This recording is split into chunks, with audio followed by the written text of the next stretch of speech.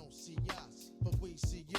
You stop going sleep, get on your P's and Q's, cause you will get trapped with no discraps. You know the rap, we keep the flows in check. You don't see us, but we see you. You stop going sleep, get on your P's and Q's, cause you will get trapped with no discraps. You know the rap, we keep the flows in check. Mesmerizing, state of the art, caffeine. It's overhead like Omniverse screen. Welcome to ICU Rounds, brought to you by Emergency Medicine Remix. Today we have the honor of speaking with one of our founding members. I'm going to let her introduce herself, and she's going to basically provide some speech therapy and hearing aids to the problem that we see affecting us societally and individually today. All right, thank you. My name is Chidi Nwakanma. I am an ER doctor in Philadelphia, originally from Queens, and my heritage is from Nigeria. John and I actually met through one of my colleagues that I trained with, Jawad. They work together now in Atlanta, and so we kind of been collaborating now for like the past almost a year now. Yes. And so I think it's been a really wild ride. We've had a lot of fodder for our discussion in the recent weeks. So I don't know how you want to do this. You want to ask me some questions or? Yeah, let's do that. So, the reason we started this was to make visible the invisible, to give voice to those who are often silenced.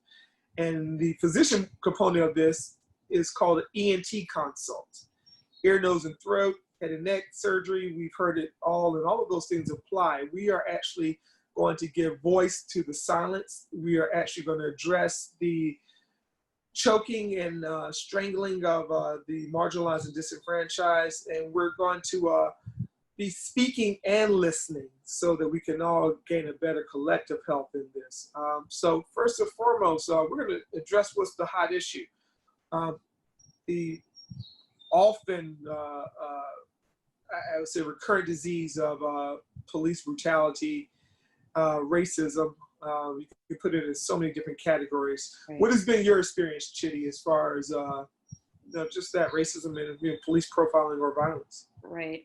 I fortunately have not been the victim of any violence, but I definitely have been the victim of racial profiling by the police. Ironically, most of my experience always occurs when I'm leaving work for some reason. So I work in an urban environment in West Philadelphia. I park my car on the street because I don't feel like paying for parking. So I'm usually coming home or driving home from work when I'm stopped by the police. And this has happened more than one time. The most recent time, the time that really kind of, I guess, rattled me was a few months ago. I was driving home. It's usually late when I leave, like midnight, 1 a.m. Driving home, and this police car starts following me, no lights, follows me for about 4 or 5 blocks. I'm sweating because, I don't know what they're following me for, right?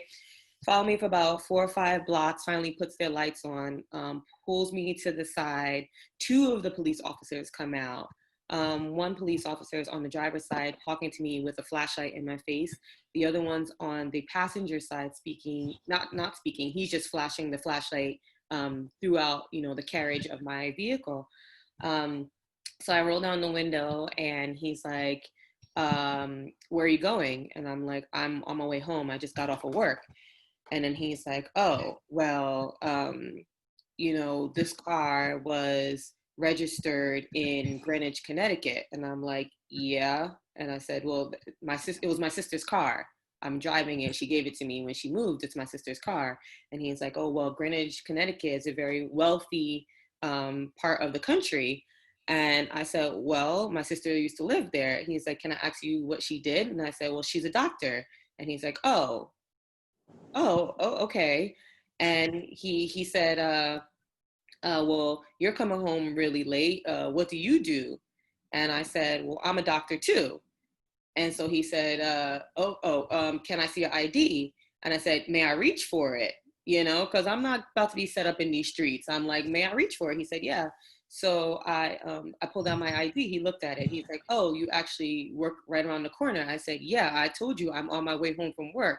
And he's like, "Yeah, we were just there with one of one of the people that we picked up, gunshot victims." I said, "Yeah, I took care of that person. I remember your face." And he said, "Oh, well, I said, well, what did you stop me for? You know, meanwhile, your colleague is still flashing his light into my car." I said, "What did you stop me for?" And he's stammering. He says, "Oh, well, your license plate was crooked. You need to make sure that you fix that, especially if you're driving home this late." And then he's like, "Oh, well, and you know, you're lucky that you're a doctor." And then they left.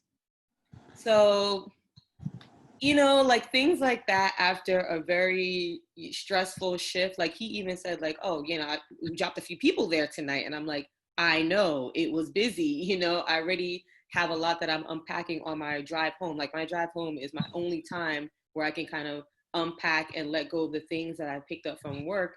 And then to have this happen, not on just one occasion, like this happens quite often, for someone to stop me and, you know, agitate me in a way that's not necessary. Last time I was stopped, it was the tint on my car is too dark. You know, I've been driving this car now for how many years? I drive it in New York that has stricter window tinting, you know, rules. Laws, right? Yeah, and so I've never heard anything like that before. And it's usually something stupid like that. Oh, they try to find something. And it's like, if I wasn't a doctor, if I didn't have that quote unquote out, you know what I mean? If I was a young Black male, you know, that might have had a past or might have had a warrant or might have not had a badge to show them, you know, what would have been the outcome? Right. And that's it's And disheartening. yeah, you hit it on. I mean, golly, the part of the series we call it the ICU Rounds is a play on words, intensive care unit. We place our sickest patients there, and the country's sick right now. The country's been sick for a long time with the terminal disease, racism. And the ICU, you saw this individual. You saw him come in and drop off patients, but he didn't see you. He didn't see me, and he He couldn't make the didn't see you. connection. He Right, couldn't make the connection that this could be this person that I saw, you know? I right, saw you, I right, see you, I always see you, but you right. don't see me. And that's the issue. And now to the point that he didn't hear you either because you had said things that he didn't warrant as true. I'm a doctor. Well, let me see some license or identification. So he wasn't really hearing in the process. Right.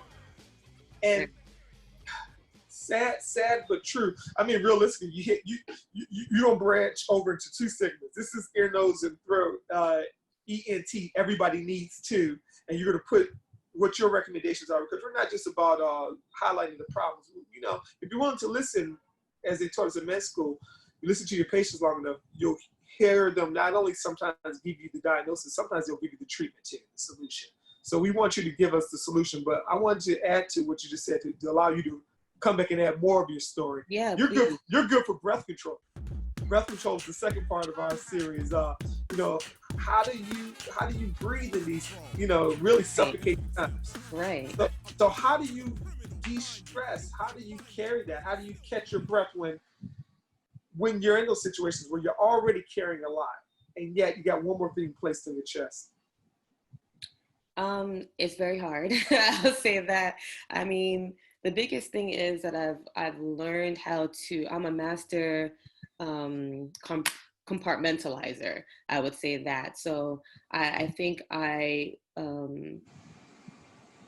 exist on a level of I'm constantly in a high stress situation, but I've mastered the way of putting that in boxes. So when I need to open that up or if I need to close that away, I can do that very easily. I know not everybody has that, which is why I'm able to function with the job that I have, despite everything that's going on around me.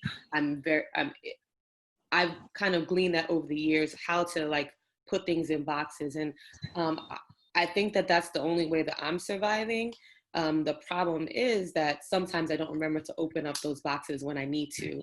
And that's what I'm struggling with right now. So I need someone to give me a prescription because I think I'm handling it the best way that I can, but I'm sure that some of the things that I'm doing or some of the ways that I'm handling stress by just kind of putting it aside for now, could be detrimental to myself, to my health, and to my person in the long run. But I think that that's what I've found right now to help me. I don't think I'd be able to survive if I didn't. I have a coronavirus box. I have a police brutality box. I got a Black Lives Matter box.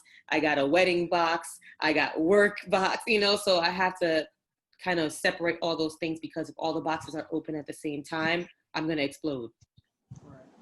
Well, it's my prayer, and I mean it humbly, that today we help you unpack your box, only if just a little bit, that this was a opening of the box.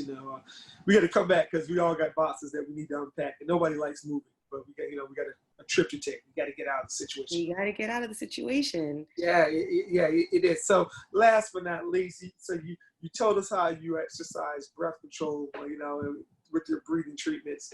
Tell us on the ENT aspect, everyone needs to. This one is hard, and I've been kind of thinking about this one because I don't feel like I have the answer. But I think at this point, everyone needs to educate themselves. That's what I would say. And this goes to people who are allies in this fight, especially. The biggest thing that I've been seeing is a lot of people are clamoring to, how can I help? And I think the first thing is educating yourself, because if you don't know that there's a problem, if you don't know what that problem even looks like, you won't even know what you're trying to attack. As far as most of us that are in this struggle, we need to support each other. We're all going through this thing in different aspects. So I think that the support of each other is going to be the thing that pushes us through. Making sure that we show up for one another, making sure that we check on one another, and making sure that if somebody needs your assistance in these times, that you're there for them, because I don't think there's any other way. There are a lot of us are dealing with this in different ways. A lot of us are dealing with this in ways that we don't even know that we're dealing with it. So I think constantly checking on each other, and then constantly striving to educate yourself on matters that you aren't privy to or don't even realize are going on, is the way that we're going to move forward. That's what I have for now. I'm going to think about new prescriptions as this goes on, but that's what I have for now. All right. Well, look, Chidi, thank you. Thank you for being a friend. I'm going to call you that. Yes. Thank you for being a founding business partner. Hey. Thank you for being a co-soldier in these streets. Yes, I'm trying. So look, you stay strong, sister. Take care of us up there. Take care of you. Yeah. Take care of the family up there. And, we're going to pick up and break bread as we always do very soon. All right. Thanks, sis.